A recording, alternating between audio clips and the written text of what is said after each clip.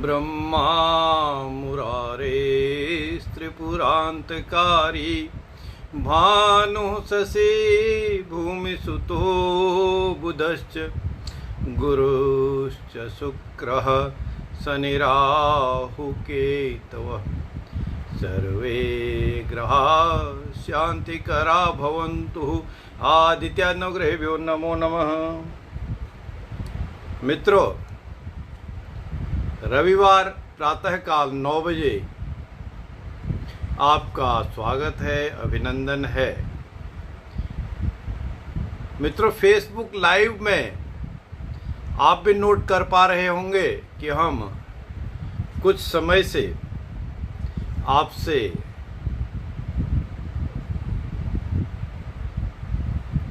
नहीं मिल पा रहे थे, उसकी वजह कुछ थी। चलिए, आज हम फिर उसी कड़ी को, उसी बात को, उसी तथ्य को आगे बढ़ाते हुए कुछ बात करते हैं। हमारा टॉपिक चल रहा था मित्रों, स्पिरिचुअलिटी, है ना। इसी कड़ी में हम एक सीख है, अपने आप को कैसे बचाएं, अपने आप को कैसे आत्मसात करें, अपने आप की पहले सेल्फ प्रोग्रेस कैसे करें। ये सारे काम अपने लिए हो जाएंगे तो दूसरे के लिए भी हो जाएंगे, आपके परिवार के सदस्यों के लिए भी हो जाएंगे, फिर पड़ोस के लिए भी हो जाएंगे, क्षेत्र के लिए भी हो जाएंगे, समाज के लिए भी हो जाएंगे, देश के लिए भी हो जाएंगे, और अल्टीमेटली पूरे विश्व के लिए भी ये हो जाएंगे। और ये बातें जो हम करते हैं कल्याणकारी बातें हैं। ये बात सही है कि इनमें से बहुत सी बातें, बहुत से तथ्य आप जानते हैं, आपको उनका ज्ञान है। चलिए, अब हम अपने आप के लिए आज 2 बातें लेके आए, जो आज हमने डिस्कस करनी। 2 बातें कि कभी भी कोई भी विवाद हो, वजह चाहे कुछ भी हो, गलती किसी की भी हो,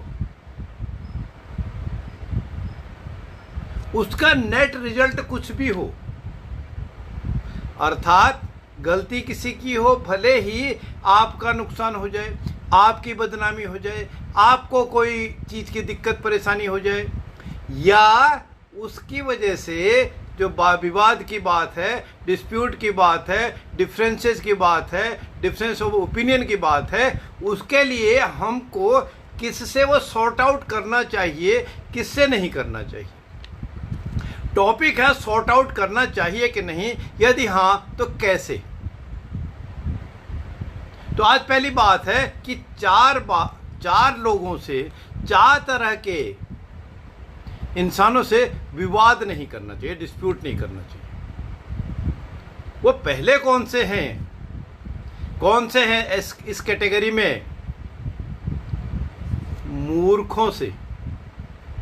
जो मूर्ख हो, इडियट हो, उससे आप क्या बात करेंगे? उपदेशम तु मूर्खाणाम। मूर्खों को कोई भी उपदेश दो, कोई फायदा है उसका क्या? उसने तो अल्टीमेटली वही कह देना है, वो वहीं पर है, या उसका बुद्धि विवेक जितना है उतना ही तो चलेगा, वो नहीं चल पाएगा, नहीं चला पाएगा। तब क्या करेंगे? कुछ नहीं कर पाएंगे। आप अपना टाइम, अपना समय, अपनी एनर्जी, अपनी सिनर्जी को जाया करेंगे, क्योंकि वो तो अल्टीमेटली आप कुछ भी कहें वो वही काम कर देगा। आपने ऐसा देखा होगा, कई बार ऐसा नौबत आई होगी जब आपको लगता है झुंझलाहट हो जाती है, अरे यार मैं बार बार इसके ऊपर पत्थर में सिर रगड़ रहा हूं और इसके पल्ले नहीं पड़ता है, मैंने इतना समय खराब कर दिया, मैंने इतनी एनर्जी लगा दी, इतना पैसा लगा दिया, बहुत कुछ कर दिया, लेकिन मिल क्या रहा है, हो क्या रहा है? वो तो वैसे जैसे का तैसा। पत्थर पर, शिला पर अपने मस्तिष्क को घिसने से कुछ होगा क्या? मस्तिष्क की स्किन खराब होगी, दर्द होगा। इसलिए जो मूर्ख है उसको छोड़ दो। और दूसरी बात, जो मूर्खतापूर्ण बातें करता है, मूर्खतापूर्ण व्यवहार करता है,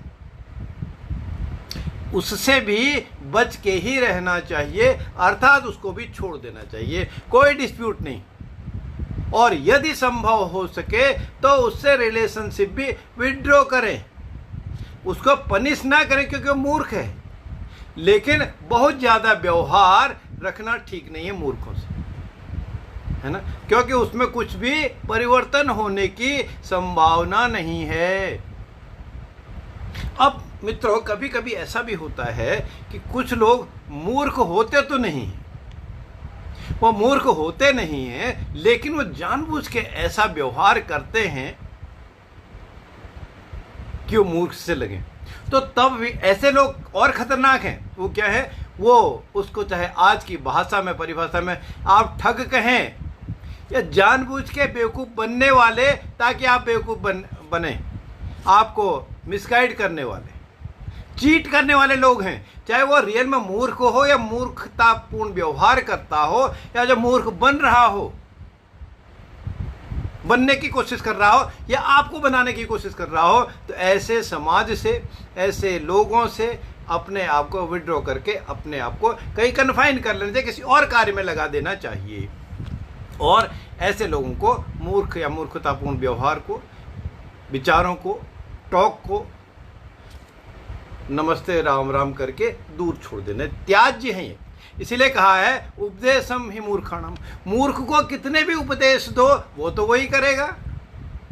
ठीक है, एक पहली बात थी, चार लोगों से, चार तरह के लोगों से विवाद नहीं करना चाहिए, डिस्प्यूट नहीं करना। दूसरा है जो एब्सेंट माइंड हो, पागल हो,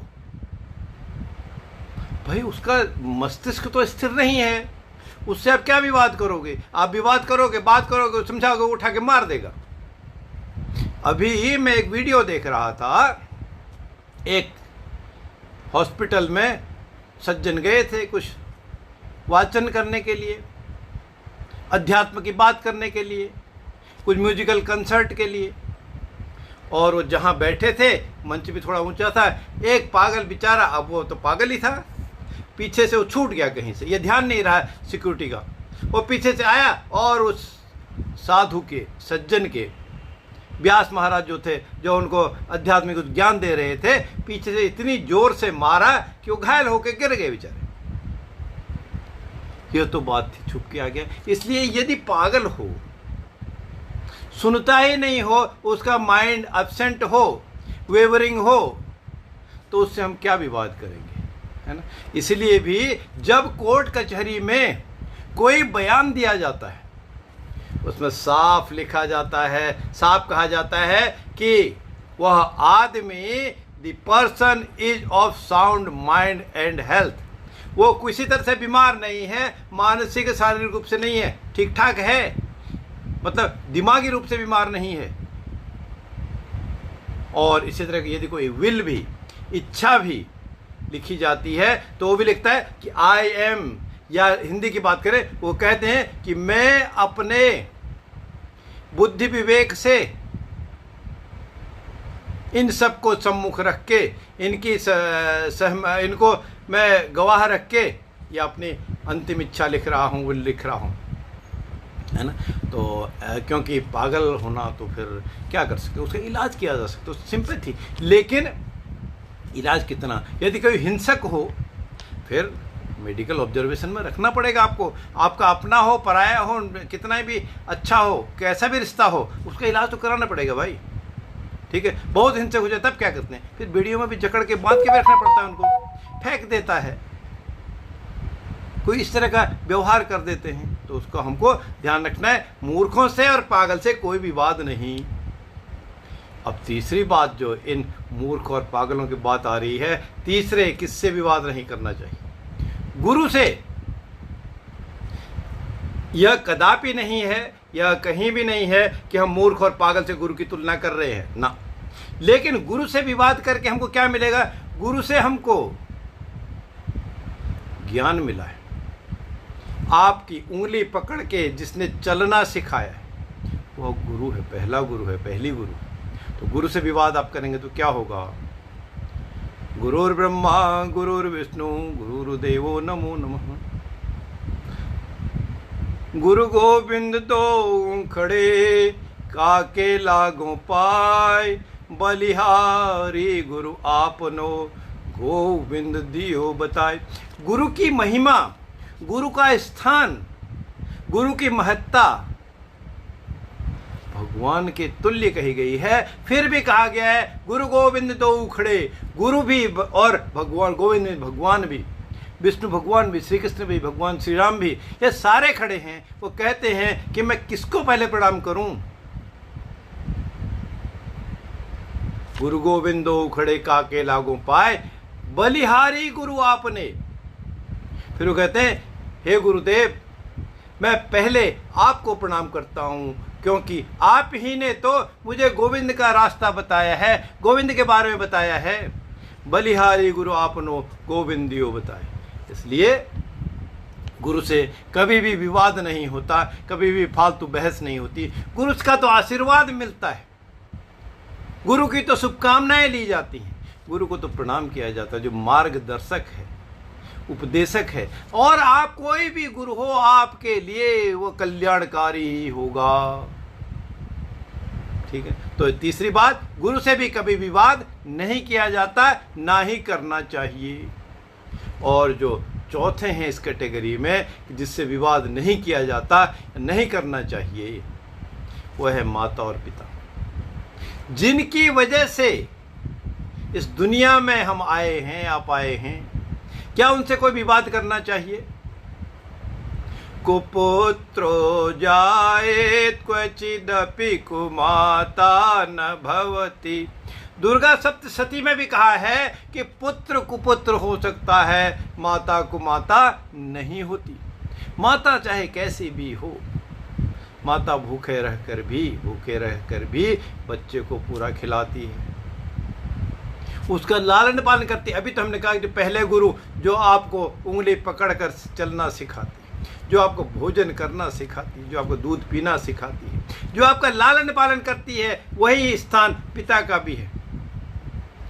इसलिए माता पिता से हम कैसे विवाद करेंगे? यदि माता पिता से भी विवाद कर दिया, क्योंकि पहले गुरु तो माता पिता ही हैं, तब हम इस संसार को क्या मुंह दिखाएंगे, क्या बातें करेंगे? इसलिए माता पिता गुरु देवता, माता का नाम पहले है, पिता का नाम दूसरे पे है, गुरु का नाम तीसरे पे है, देवता का नाम 4 पर है।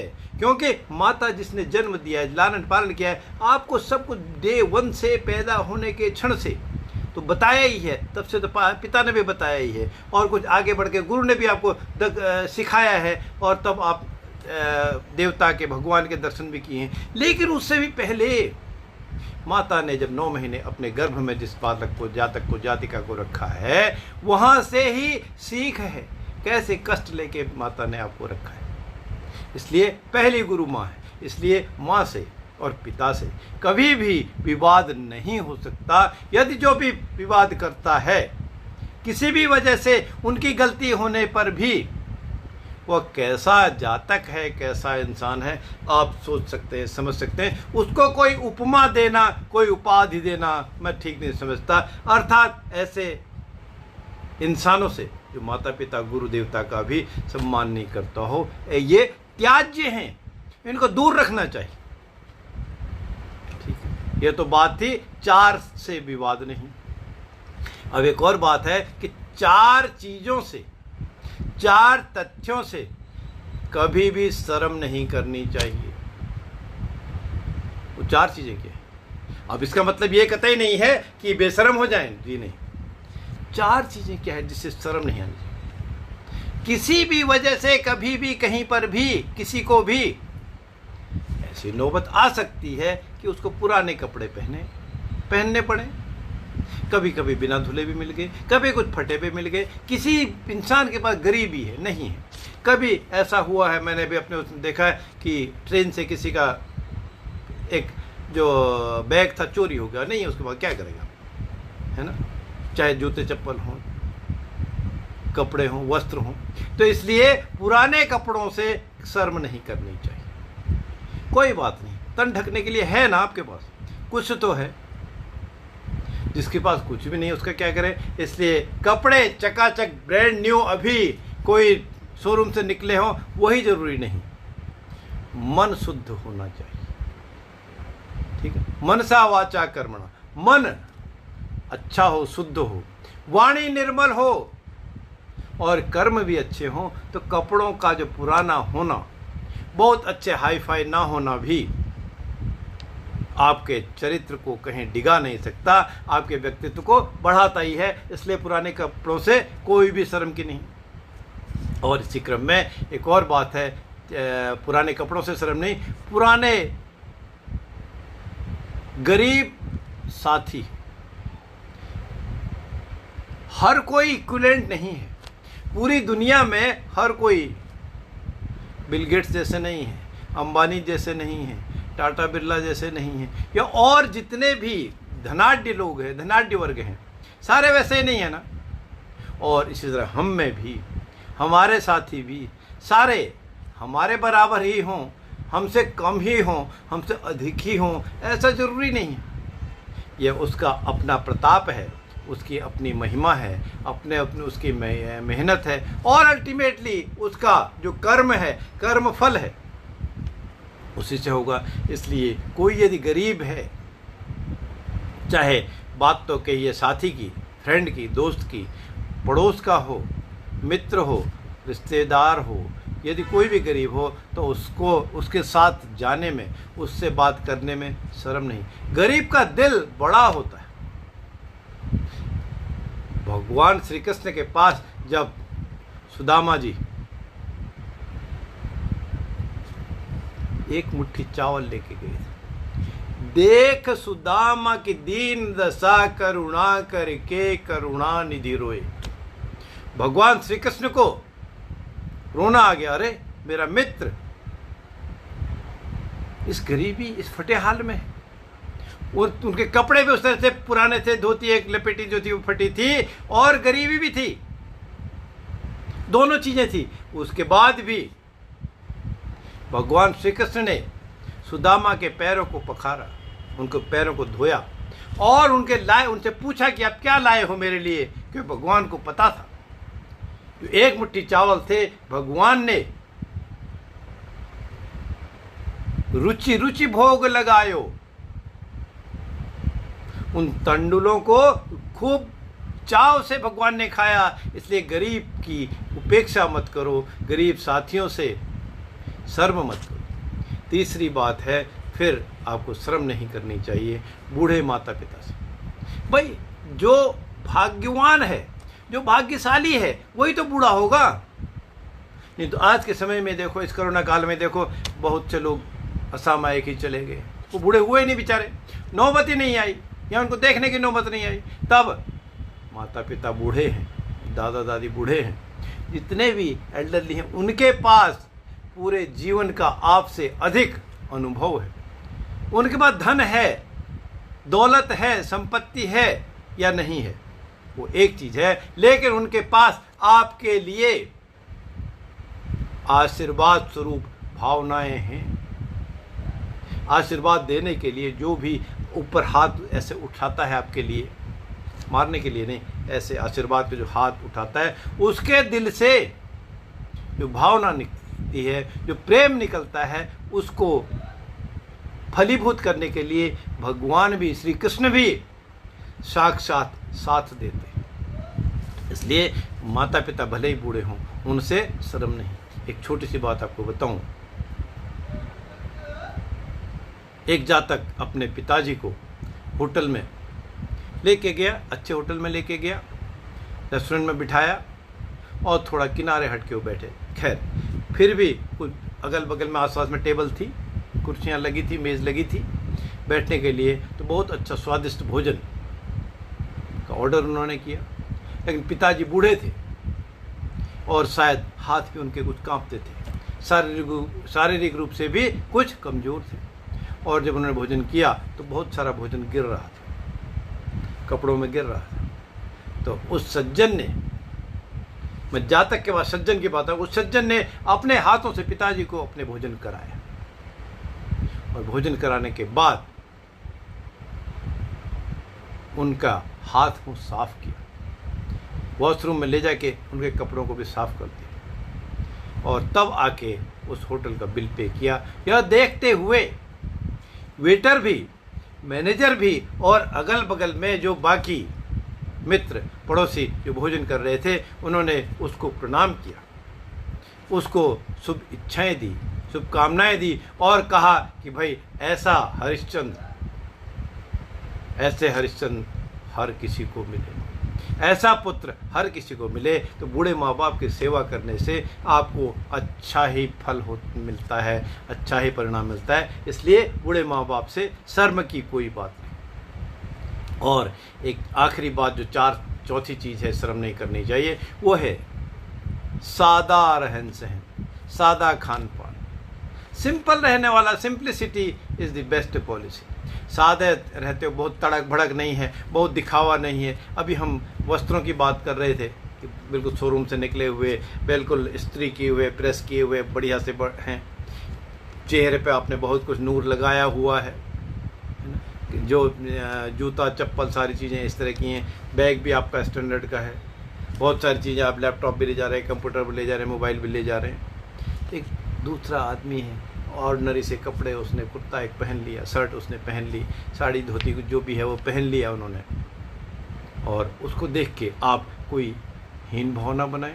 वो चाहे आप खुद हों, आपके अपने हों, आपके परिवार के लोग हों, आपके समाज के लोग हों, आपके दोस्त देश के लोग हों, तो आपको क्या चीज़ें छोड़ देनी चाहिए, उनसे आपको शर्म आनी चाहिए? जी नहीं, उनसे शर्म बिल्कुल नहीं आनी चाहिए। शर्म कैसे आएगी? शर्म अगर आप कहेंगे कोई सादा जीवन जीने वाला है, सादा भोजन करने वाला है, उससे अगर आप शर्म करेंगे तो आप खुद कहाँ प्रमोट हो पाएंगे, आप खुद कहाँ आगे प्रवेश कर पाएंगे?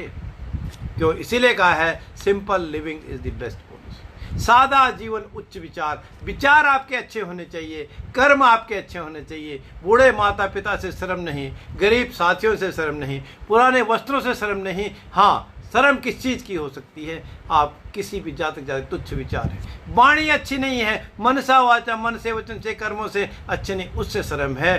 सादे रहन सहन में, सादे भोजन में जितनी ताकत है वह आपके एक बार के, 4 बार के, बार बार के बहुत रिच फूड आप खाएं, बहुत तला भुना आप खाएं, बहुत ही हैवी भोजन आप करें, उसमें उतनी ज़्यादा ताकत नहीं है। क्योंकि बहुत ज़्यादा गरिष्ठ भोजन, बहुत हैवी, एक बार तो अच्छा लगता है, बार बार खाएंगे, अधिक खाएंगे तो क्या होगा? अल्टीमेटली यह पेट तो कहीं ना कहीं गड़बड़ करेगा, आपके शरीर में ही वो जाएगा, नेगेटिव चीज़ आ देगा। सादा जीवन, उच्च विचार होना बहुत ही अच्छा। तो आज के हमने 2 टॉपिक लिए। 4 चीज़ से विवाद नहीं, विवाद किससे नहीं करना चाहिए, मैं नाम खाली बता दूं अब, मूर्खों से, पागलों से, गुरु से और माता पिता से।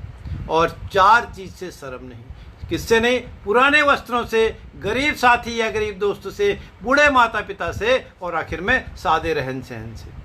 आज की बात इतनी ही। आने वाले रविवार के दिन फिर 9 बजे आपसे मुलाकात होगी। तब तक के लिए जय श्री राम, जय श्री राम, जय जय श्री राम।